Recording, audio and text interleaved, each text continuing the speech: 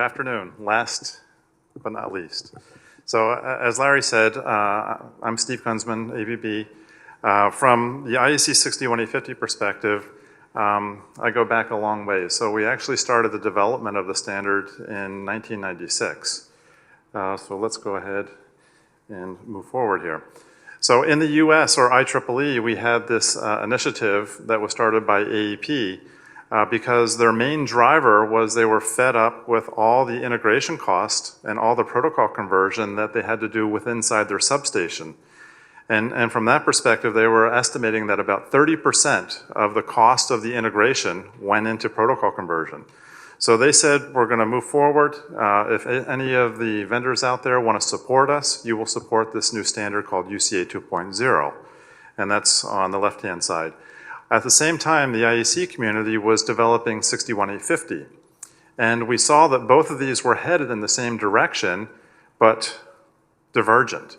So both communities took a step back, and this was based on about 60 experts around the world to fall back and release edition 1 of IEC 61850 in about 2004.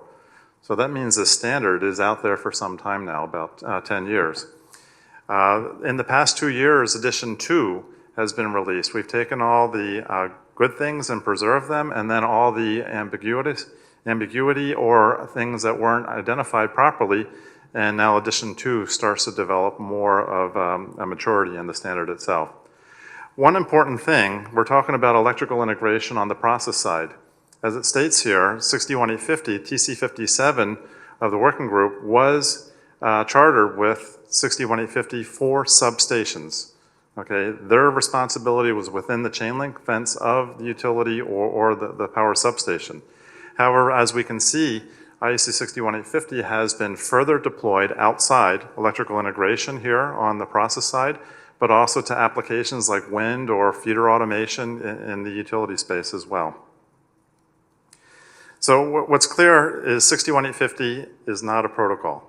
The protocol in 61850 is actually TCP/IP or MMS. It provides this process-oriented models. It's independent of communication technology, so if Ethernet moves away tomorrow, okay, it can easily be substituted with the latest technology.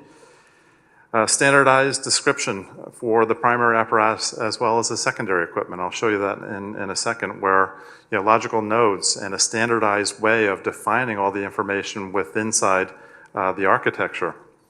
And compatible data exchange between the engineering tools. So the previous session we heard about, I wish the vendors would come 20% closer on integrating the engineering tools. IEC 61850 brings in the communication architecture to really define the process on how different manufactured tools work together and will be able to integrate seamlessly. And then really it introduces some real-time applications. In the process world, we're looking at milliseconds. In the automation world, for the electrical side, we're looking at microsecond level on some of these applications. There are three main goals that 61850 set out for. One is interoperability. And please don't confuse this with interchangeability. So exchange of information between multiple vendors to be able to have the one device understand what the other device is talking about. And this comes through using standardized data models that are defined in the standard. And also it allows for additional functionality for each manufacturer to create their individual functionality. Free configuration, okay? So here, free allocation of functionality. In today's world, we saw how we went from mainstream computers or mainframe computers to clients, to client servers, to cloud computing. Again, the standard allows you to freely allocate functions across wherever the hardware is sitting that needs to execute them. And this allows for the centralized or decentralized approach to the architecture. And the main thing that strive for is, as we see plant life cycles or utility life cycles, the long-term stability of your investment.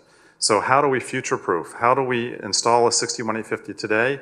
Ethernet changes tomorrow. How do you preserve all the engineering work that's been done? This brings forth what the standard tries to define. And then mainstream communication technology, as I had mentioned. When we take a look at the basics, as I said, it's open standards. Why reinvent the wheel? If there's a lot of good work that has been done out there, no need to reinvent the wheel on the standard. So it uses a 7-layer stack for most of the communications in the client-server application, TCP, IP, and MMS. Everybody knows what MMS is? Good. Nobody does. So MMS is Manufacturing Message Specification, came out of the automotive industry back in the 90s. Today it's based on Ethernet 100 megabit backplanes, but again, with your communication architectures, you can certainly go to gigabit as well. And then common modeling of all the substation configuration language. So this is the important aspect on the engineering part, is it standardized a way to define the information of all the configurations of each member of the system. And then most importantly, it's much, much more than just a protocol. So the structured data, logical nodes, and defining it down to the nth degree. Meaningful text versus binary points in a Modbus or Profinet stream. It's just a data point, where here you actually have the intelligence behind it. Flexible architecture with a free allocation, I mentioned that, and then the configuration surface. Also, it brings new possibilities in. High-speed horizontal and vertical communications, flexible integration, peer-to-peer, okay, unsolicited messaging using GOOSE, which stands for Generic Object-Oriented Substation Event. It's a substation standard.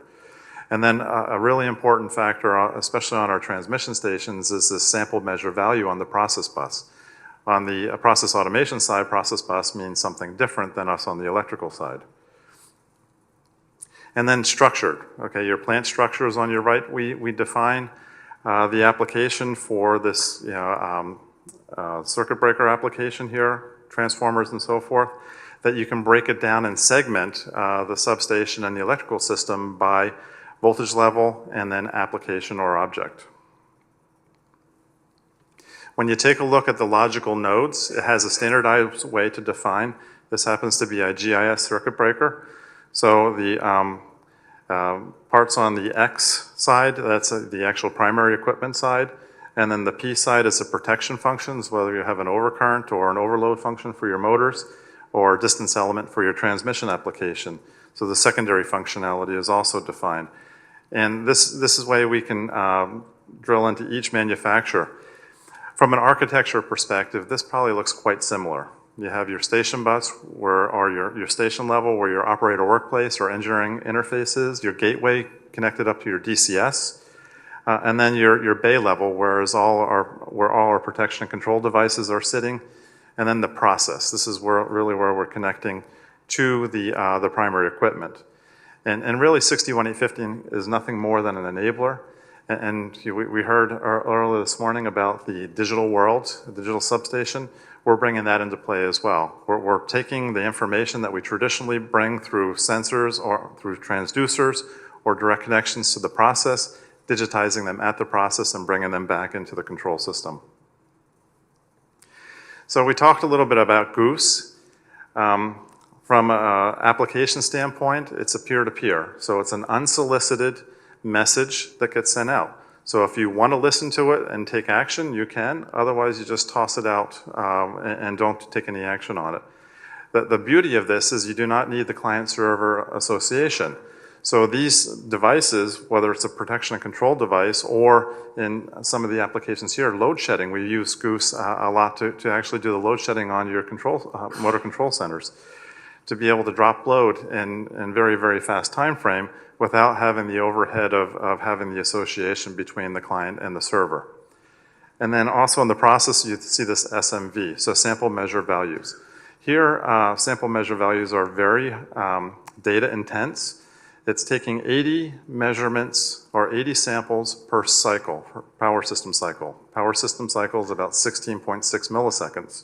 So divide that in 80. That's how fast we're acquiring the data on the system, because our protection devices need to be able to recreate these waveforms to be able to tell what's going on in the system, to whether we load shed or whether we do fast speed tripping on some of the applications.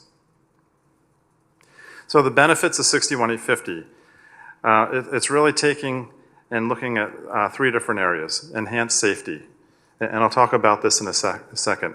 But by eliminating a lot of the copper wires in the system, you can greatly reduce the risk of fire as well as hazard to our personnel when they're out there working on this equipment. The free allocation and the modern technology, Moore's Law, allows us to put more intelligence into a single computing box. So functional consolidation, our next generation control systems will be much smaller, taking advantage of getting rid of the I/O and replacing it with communications. And then most importantly, improve reliability and efficiency through the simplicity. Okay, allowing the products and solutions to be much more compact. And then also the engineering process. Now, I will admit, the standard is complex. If you print out the standard, it's probably going to be about this tall. Okay, it's our job, from the community, from a 61850 community, as well as the vendors, is to take that complexity, provide the tools and the solutions to make the life simple for your plant engineers working on these applications. And really, leading from a business perspective, lower total cost of ownership is really what we're driving for. When we take a look at sensors in the transmission station, here on the very right-hand side, this is some of the bad things that can happen when you have a faulty CT in your system. In the case where the CT is actually opened, if it's going back through the control system and an open CT circuit is opened up, this is where a huge significant fire or electrocution can occur. Because the CT circuit is an inductive circuit, you can't stop current instantaneously. Some of the electrical laws take over and a huge voltage spike arises. So again, using the technology in our primary apparatus allows for the elimination of this, digitizing the measurements right at the process itself. Inside the control building, here we can see, you never saw wiring like that, have you? Okay. I won't tell you what utility that is. But anyhow, the picture on the right is a simplification of that, getting rid of the cable trays, now just having some fiber optic routing into the switchgear lineup in the control system. So again, significant reduction on the maintenance aspect. So take a look at this picture. The question was asked this morning, where are we going to be in 10 years? Okay, where were we 10 years ago? Okay, how can we live without the iPhones today? So I think this analogy is really quite relevant to this. When we take a look, technology is driving the consolidation. The fact that now you have one phone that does all these things, same in our process industry. If we can reduce the amount of inventory, we can easily maintain and lower our cost, improves the workflow process as well. Okay. However, this comes at some cost, to the industry. New skill sets needed. Okay. We talked about the millenniums. Okay. They're fearless of this new stuff. Talk about the baby boomers, us gray hairs. Why do we want to do that? Okay. We don't want to be woken up at 2 o'clock in the morning. But so it takes a culture change as well to adopt some of this new applications. So from a protection perspective, here's a simple analogy of conventional system where you have, in this case, it's electromechanicals on the picture on the left, where this control system would take up this room. Today, we can do it in a couple of panels. So again, this is where the benefit of modern computing comes in, that you can take this application that took 14 protection and control devices and then get much more out of the system into the 2 protection and control devices on the right-hand side. And again, the motivating factor here is with these GOOSE and sample measure values, we can really replace all the copper wires with a couple of fiber optics. Okay, now we want to build redundancy in the system, so that's also part of addition to the standard, that if you have a failover on one of the networks, that is now taking over. But from our maintenance perspective, look at the labor savings and maintenance. Everything is in here. With the communication application. And then reliability. So the other big thing is now all these networks and all these devices in the system are out there being monitored. So if one of the devices goes down, your system knows about it. In the old system, if one goes down, when do you know about it? When you need it to act. So again, improved on the reliability side. Next question on the culture side. How do I test these systems? I used to get my ohmmeter out to say I have voltage or not. or get my current circuit out to see if I have current flowing in. Now it's just like your automobile. So plug it, pull into the garage, plug it in. Okay, the computer tells you exactly what's going on in the system. Tools are out there today that help us in maintaining and visualizing these systems and the data going back and forth on them. So in summary, where we want to go is to this picture on the bottom left is the traditional system with all the wires to a communication-based application, getting rid of the wires, going to the fibers, and then really leading towards the functional consolidation, having a higher reliability, higher efficiency, and lower cost. From an operational perspective, when we take a look at the benefits here as well, improve safety for our personnel. Getting rid of the CT circuits, getting rid of the control logic going to all the devices, as well, improve documentation. So once you develop and deploy the system, in a traditional system, what do? We have all the red lines that need to be back annotated into the drawings.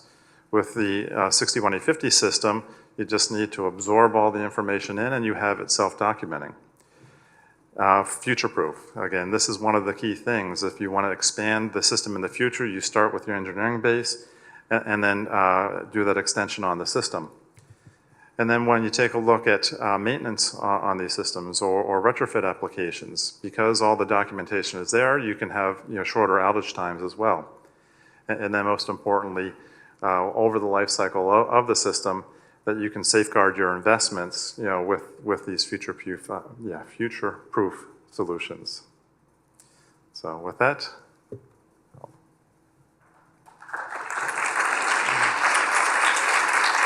thank you.